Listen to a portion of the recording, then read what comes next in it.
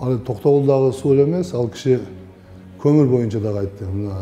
Кум кошуп алып келет экен деп. Эми буну биз буга 1 жыл болду. Бул бийлик келгенде энергия кризис жок эле. Токтогул суу сактагычы боюнча дагы сууну агызбай кармаганыбызда бүгүнкү күндө жок дегенде 14-15 миллиард жоготсак болот эле. Айтып атпайбыз, Өзбекстан кол коңуш үчүн бердик, алардын аянтчалыгыбыз үчүн деп. Менин оюмча ар бир мамлекет эң ири деп өзүн ойлонуш керек. Биз аларга суу бердик, алар бизге электр берип атабы? Мындай эмес да. Экинчи, көмүр боюнча мына тууган, урук, тааныш, билиш деп кыргыз көмүрдүн жетекчисин 5-6 жолу алмаштырды. Алар бүтүндөй саботаж кылгансып, көмүр тармагын быт-чытын чыгарды. Акыркы 2-3 айда гана профессионал Жакупов деген алып барды. 2 айда үлгүрбөйт, көмүрдү 1 жылда алыш керек. Анан кум салып келип жагып атыптыр деп атпайбы?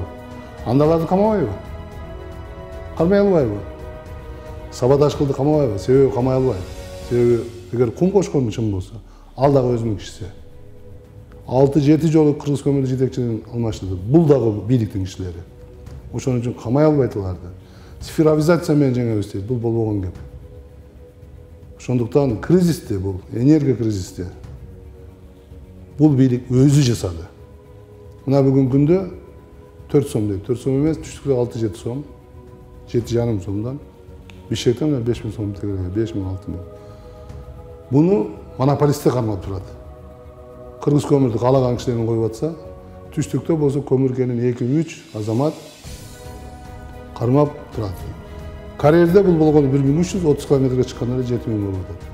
А бул монополисттер кимдер? Бүгүнкү күндө бийликтин партиясынан талапкерлер.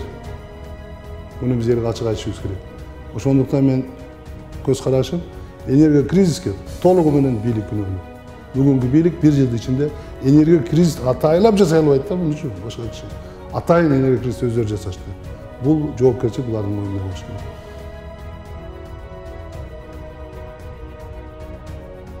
Чындыгын айтыш керек, бардык эле бийликтер убада берип келген. Мен ишенбей турам. Себеби мына шайлоонун жыйынтыгына 10 күндөн бир аз ашык убакыт калды. Жерлерде коркутуу, үркүтүү, сатып алуулар болуп атат. Мына Аксы районунда жеке мандат боюнча, мына Ош шаарынын тегереги боюнча информациялар бизге түшүп атат. Сатып алуу, автобустар менен ташуу. Бул бир партия, өзгөчө бийликчил партияларга гарантия берип койгондой да. Силер сатып ала бергиле, силерге тийбейбиз деп. Бүгүнкү күндө элдин баары көрүп турат. Ошондуктан мен жеке өзүмүн таза шайлоо өтүшүнө көзүм жетпейт. Буларга ишенбей турам, себеби буга чейинки кадамдарынан таза шайлоо өткөзөм деп айтканы менен бир конкреттүү кадамдар жасай элек да. Анан мен кайрылып кетет элем бул. Бүгүнкү күндө пашабыз Садыр Нуркожоевичке, жарым паша Камчыбек Ташиевке. Эгер акыркы 2 күндө акча таратабыз деп атат бийликтин партиялары, мына мен региондордон келдим. Тизмелер түзүп жүрөт, ким сатылат, кимди оңой сатып алса болот. Акыркы 2 күндө акча келет деп ошол бийликтин партиялардын команда келди. Эгерде ошону тыя албаса, бүгүнкү бийлик.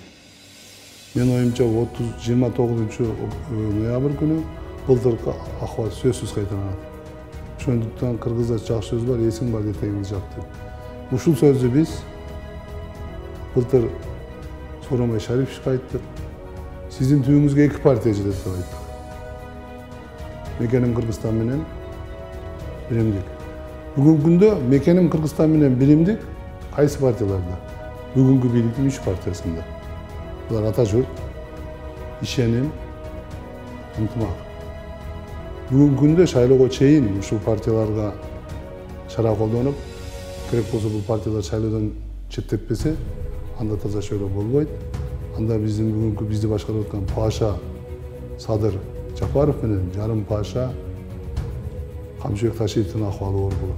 Кеп булардын акыбалы оор болгондо эмес, кеп мамлекет кризиске түшүп атпайбы? Будуң чаңга түшүп атпайбы? Артка кетип атпайбызбы? 5 жыл 10 жылдап чытактын айынан, чыр чатактын айынан.